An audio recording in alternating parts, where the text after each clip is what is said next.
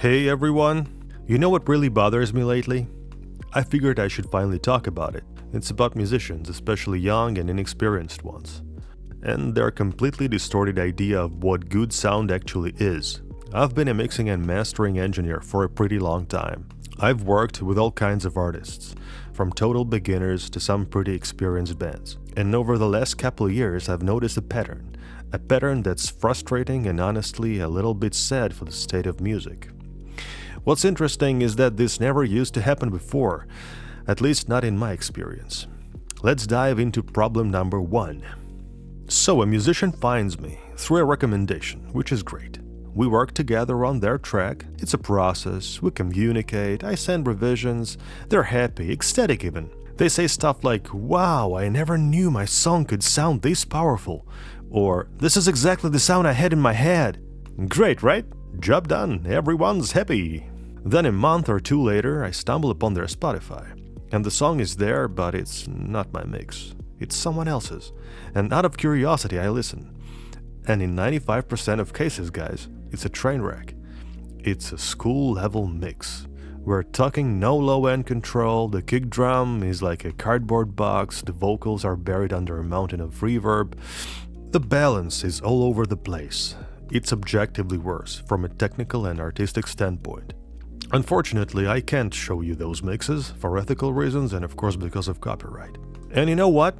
I've been mixing for over 10 years now, and sure, I'm not Colin Richardson or Frederick Nordstrom, but I can definitely tell when a mix is professional. And if that guy's mix had actually been better than mine, genuinely better, I would have taken it as a point of growth. Yeah, maybe my ego would have felt a little bruised at first, but at this stage of my career, I can handle that. I actually welcome it. I would have analyzed my mistakes, learned something new, moved on, and become better. But the mixes I've heard after mine, the only kind of growth point they offer is learning to recognize which clients are worth working with and which ones you should probably stay away from, which, of course, is more of a metaphysical skill than a technical one.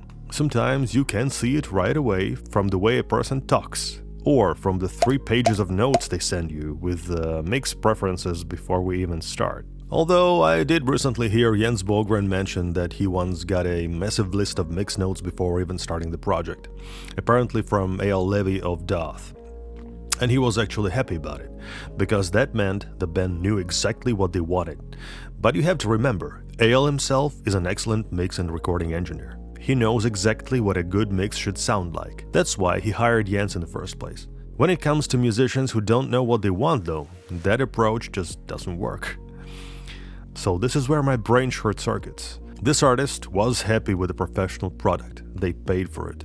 They approved it. And then they went and paid another person to make it sound worse. And sometimes they even have the audacity to ask for a refund from me after the fact. So the question is, why? And I've thought about this a lot. I think it boils down to 3 things. First is the undeveloped ear, the lack of experience. Look, I get it.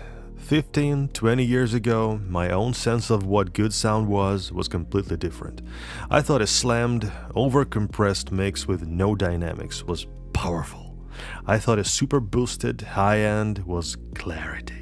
It takes years of critical listening, of comparing your work to professional references, of understanding why a pro mix feels a certain way to develop that engineer's ear. These musicians haven't developed that ear yet.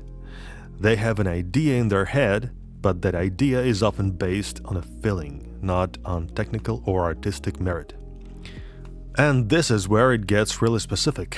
Let's get psychological for a second. We live in the age of the loudness war and social media algorithms. Everything is fighting for your attention, and I think maybe a lot of young musicians have internalized that. Their subconscious thought process isn't, "Does this sound good?" I think it's, "Does this grab me immediately?" So when they hear a mix that's been hyper-compressed with the highs and lows cranked to oblivion, especially in modern metal music, it gives their brain a quick, cheap dopamine hit. It's immediately stimulating. It's the audio equivalent of junk food. A balanced, dynamic, professional mix is like a gourmet meal. It's nuanced, it has depth, it reveals itself over time. But if you're used to eating sonic junk food, that gourmet meal can taste bland at first. You're missing the overwhelming sugar and salt. I had a band tell me this verbatim. They said, "Yeah, the mix we got after you has way more top end. It's so cool and exciting." And that right there is the perfect example of the undeveloped ear. You want more top end? Fantastic. Tell me. I can add air, I can add presence. I can do it in a way that's musical, that doesn't shred the listener's eardrums with sibilance, and that actually fits within the balance of the entire track. But what they got from this other engineer wasn't just more top end. It was a nuclear assault of 10 plus dB of harsh, un-EQ'd high frequencies that literally isn't in the same ballpark as any professional reference on the planet. It's not exciting, it's exhausting, it's painful and extremely unbalanced, and it shows a complete lack of understanding of what actually makes a pro mix sound pro. It's like looking at the Mona Lisa and saying, "You know what would make this better? More neon green. Just slap it right on there and really make it pop." No, you're missing the entire point. Sometimes I honestly wonder, what are you even listening on that makes you think an extra 10 decibels at the top or bottom of the spectrum sounds normal or even preferable? But here's what really, truly baffles me, and this is the core of my rant. You sought me out. You came to a professional based on a trusted recommendation. You came to me for my expertise, for my years of training my ears, for my thousands of hours of experience. So why? Why would you then second-guess that expertise at the final hurdle? It would be like you going to a top-tier surgeon for a complicated heart operation, and right before he puts you under, you hand him a printout from WebMD and say, "Hey, I was reading online and I think you should actually cut me here, not there. And maybe use a butter knife. It looked easier in this video I saw." You'd never do that. You trust the surgeon because he's the expert. So why is it so hard to extend that same trust to a sonic expert? And yeah, I get it, we live in the internet age, where everyone's an expert in everything. I do it too. When I take my car in for maintenance, I catch myself checking if they use the right oil, if they installed the brake pads properly. You know, pretending I'm a mechanic for a day. But here's the thing, if something actually goes wrong after the service, I go back to the people who did the work, talk to them, explain the issue, and only if nothing helps, I might ask for compensation. But in this case, the mix was perfectly fine. Everything was more than okay, and yet, it's like you've just picked up your car from a clean, certified service center and then immediately drove to some filthy Joe's garage to drain your brand new oil and replace it with old, used-up sludge. And then you go back to the first place, demanding a refund. It just doesn't make sense. And sure, I understand, if I was TLA or someone at that level, these things probably wouldn't happen at all.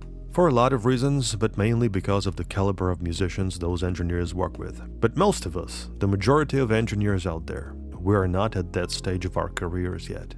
So yeah. Okay, let's move to problem number 2, which is kind of a cousin to the first one. Sometimes a mix turns out bad because of the musician's feedback. I'm not talking about creative direction, like make the vocals more dreamy or the guitar should be more aggressive. That's essential. That's your vision. That's my job to translate. I'm talking about corrections based on that undeveloped ear thing, or whatever inappropriate listening systems musicians are listening to the mix on. You know what really gets me? A specific type of note that I get all the time. It's the request to make things louder that are specifically meant to be in the background. The things that are supposed to create a vibe, a texture, a feeling of space, but are not meant to be the star of the show. I'm talking about those guitar octaves or better yet melodies in the chorus that are there for power and fullness, but if you make them as loud as the lead vocal, they just fight with it and create a muddy mess. I'm talking about the millions of vocal doubles and harmonies that you spend days recording. I get it, you layered them beautifully, but their job is to make the lead vocal sound bigger, wider, more majestic. But they are the supporting cast. If I turn them up so you can hear every single one individually, it would be a completely different effect. It's funny, I have a boss in my sessions, I kid you not, it's literally called Else. You know what's in there? All the little shakers, the ambient pads, the random sound effects, the extra guitar layers that come in for one phrase. It's the everything else bus. Its purpose is to glue all that background stuff together and keep it in the background. It's the fairy dust, and without fail, I get the note. Hey, can we turn up that cool shaker sound in the second verse? Or that pad in the bridge needs to be more present. But 85% of the time are my favorite background guitars in the chorus. And musicians, I need you to understand this. I get it, you worked on those elements for hours, you painstakingly chose every sound.